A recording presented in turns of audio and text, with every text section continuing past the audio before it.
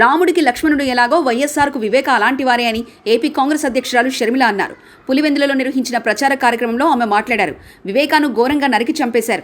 5 ఏళ్లైనా నేటికి హత్య చేసిన వారికి శిక్ష పడలేదు. అవినాష్ రెడ్డి నిందితుడని సీబీఐ చెప్తుంది. జగన్ తన అధికారాన్ని అడ్డేసి హంతకులను కాపాడుతున్నారు. సొంత చిన్నానకే న్యాయం చేయకపోతే ఇంకెవరికి న్యాయం చేస్తారని షర్మిల ప్రశ్నించారు.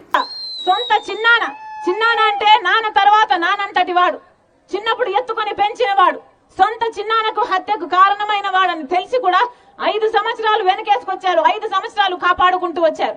ఇది న్యాయమేనా? ఇది ధర్మమేనా? 5 సంవత్సరాలు ఒక హంతకుని కాపాడటం ఒక ఎత్తైతే ఇప్పుడు మళ్ళీ అదే హత్య చేసిన వాళ్ళకు ఎంపీ టికెట్ ఇస్తున్నారు. ఇది న్యాయమేనా? అది అడగడానికే. అందుకే రాజశేఖర రెడ్డి బిడ్డ ఈ రోజు అదే ఎంపీకి పోటీ చేస్తుంది. మీరు సమాధానం చెప్పండి. రాజశేఖర రెడ్డి బిడ్డ చేస్తున్నది తప్ప? ఇది మా ఇంటి విషయమా? ఇది మా కుటుంబ విషయమా? ఒక పెద్ద మనిషిని గొడ్డలితో నరికి క్రూరంగా నరికేసి చంపేస్తే ఒక ప్రజల మనిషిని, ప్రజా నాయకుడిని, అది కుటుంబ విషయం ఎలా అవుతుంది? మీ నాయకుడు రాజశేఖర రెడ్డి, మీ నాయకుడు వివేకానంద రెడ్డి గారు, మీ నాయకుడు మీకు సేవ చేస్తే వీళ్లకు ఈర్ష్య పుట్టి వివేకానంద రెడ్డి గారి బ్రతుకున్నంత కాలము వాళ్ళ ఎదుగుదలకు అడ్డొస్తాడని, వాళ్ళ పక్కలో బల్లెమవుతాడని వాళ్ళు కుట్ర పన్ని ఈ రోజు చంపారు అని సిబిఐ చెప్తున్నా కూడా ఈ రోజు వరకు కూడా ఒక్క రోజు కూడా అవినాష్ రెడ్డికి జైలు శిక్ష పడలేదు. కారణం జగన్మోహన్ రెడ్డి గారు అడ్డుపడుతున్నారు కాబట్టి. అందుకే మళ్ళీ ఇలాంటి దుర్మార్గులు, ఇలాంటి హత్య చేసిన వాళ్ళు మళ్ళీ గెలవకూడదు. మళ్ళీ అధికారాన్ని వాళ్ళని వాళ్ళు కాపాడుకోవడం కోసం వాడుకోకూడదు.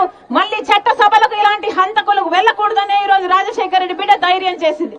ఈ రోజు రాజశేఖర రెడ్డి బిడ్డ ఎంపీగా నిలబడింది అంటే న్యాయం కోసం నిలబడింది, ధర్మం కోసం నిలబడింది, నిజం గెలవాలని నిలబడింది. మళ్ళీ చెప్తున్నాను, నేను రాజశేఖర రెడ్డి బిడ్డను. ఒకవైపు రాజశేఖర రెడ్డి బిడ్డ ఉంది, ఇంకోవైపు రాజశేఖర రెడ్డి గారి తమ్ముడిని హత్య చేసిన అవినాష్ రెడ్డి గారు ఉన్నారు. మీకు రాజశేఖర రెడ్డి బిడ్డ ఎంపీగా కావాలో లేకపోతే రాజశేఖర రెడ్డి గారి తమ్ముడు వివేకానంద రెడ్డి గారిని హత్య చేసిన అవినాష్ ఎంపీగా కావాలో మీరే నిర్ణేతలు. ఒకవైపు న్యాయం ఉంది, ఇంకోవైపు అధికారం ఉంది. ఒకవైపు ధర్మం ఉంది, ఇంకోవైపు డబ్బు ఉంది. మీరే నిర్ణేతలు. రాజశేఖర రెడ్డి బిడ్డను గెలిపిస్తారో ఓడిస్తారో మీరే నిర్ణేతలు. మళ్ళీ చెప్తున్నా, నేనైతే రాజశేఖర రెడ్డి బిడ్డను మీకు మాటిస్తున్నా. మీరు గెలిపిస్తే మీ మధ్యలోనే బ్రతుకుతా. మీ ఎంపీగా మీ మధ్యలోనే బ్రతుకుతా. మీరు గెలిపిస్తే రాజశేఖర రెడ్డి బిడ్డ మీ బిడ్డ అవుతుంది, మీ బలం అవుతుంది, మీ బాధ్యతను తన భుజాన వేసుకుంటుంది, మీకు అండగా నిలబడుతుంది. మీ ఎంపీగా మీ గొంతును ఢిల్లీలో అయినా వినిపిస్తుంది రాజశేఖర రెడ్డి బిడ్డ. మీరు ఆశీర్వదించాలి.